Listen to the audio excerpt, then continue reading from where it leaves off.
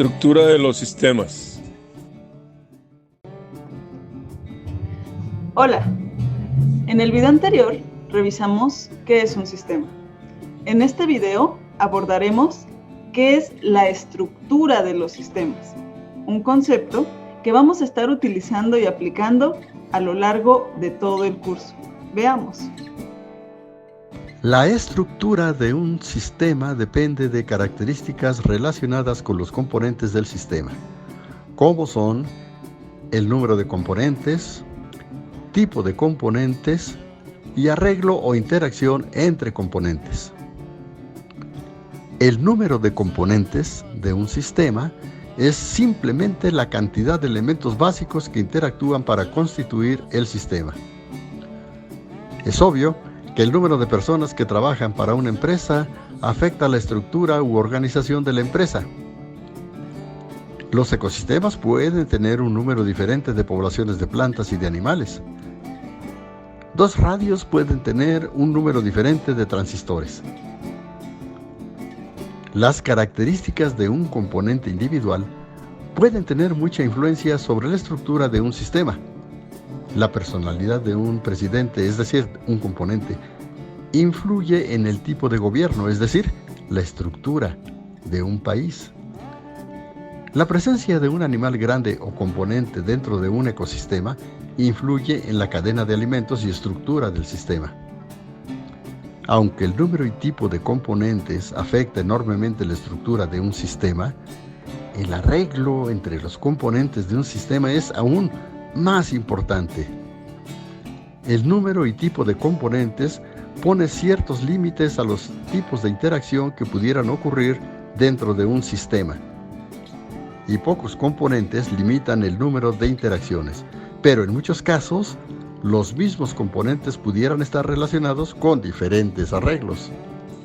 En esta figura se presentan algunos tipos diferentes de arreglos entre componentes de un sistema. Un ejemplo con cadena directa es la cadena trófica de un ecosistema.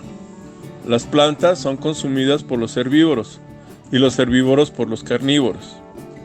Ejemplos de cadenas cíclicas son el ciclaje de nutrientes dentro de un ecosistema, del suelo a plantas, a animales, al suelo, etc.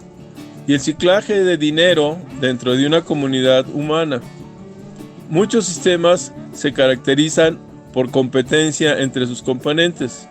Algunos ejemplos son la competencia entre dos departamentos por el presupuesto de una institución de investigación y dos plantas compitiendo por la radiación solar. Esta figura también muestra tres tipos de relaciones entre componentes y flujos que entran y salen de los componentes. Hay dos tipos de autocontrol. Uno es el autocontrol negativo, donde un componente puede regular su propia entrada. Ejemplo de esto son los animales. Otro es el autocontrol positivo, donde un componente puede regular su propia salida. Como ejemplo, tenemos el control de una empresa sobre su venta de productos. También existe la regulación intercomponente, donde un componente puede controlar el flujo entre otros dos componentes. Algunos ejemplos son una madre controlando lo que come un bebé, un árbitro controlando un partido de fútbol y una planta con su sombra afectando la radiación que recibe otra planta. Es obvio que el tipo de interacción entre componentes y flujos está muy relacionado con la interacción entre componentes. Los componentes de una cadena cíclica también pueden presentar un caso de regulación de flujos entre componentes. Los tipos de autocontrol, positivo y negativo, pueden ocurrir en una cadena directa, en una cadena cíclica, en competencia entre componentes o dentro de un sistema con una combinación diferente de relaciones. Las relaciones entre componentes y entre componentes y flujos producen el arreglo característico de un sistema.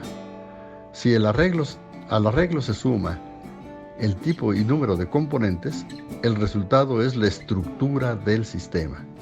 Esta estructura está muy ligada con la función del sistema. En resumen, La estructura de un sistema está determinada por el arreglo, tipo y número de componentes. Pueden darse diferentes tipos de arreglos entre componentes, como la cadena directa, la cadena cíclica, la competencia entre componentes. También pueden ocurrir distintos arreglos determinados por las relaciones entre componentes y flujos, como son autocontrol positivo, autocontrol negativo y regulación intercomponente. Estas diferentes formas en que pueden interactuar los componentes y flujos influyen mucho en cómo funciona el sistema.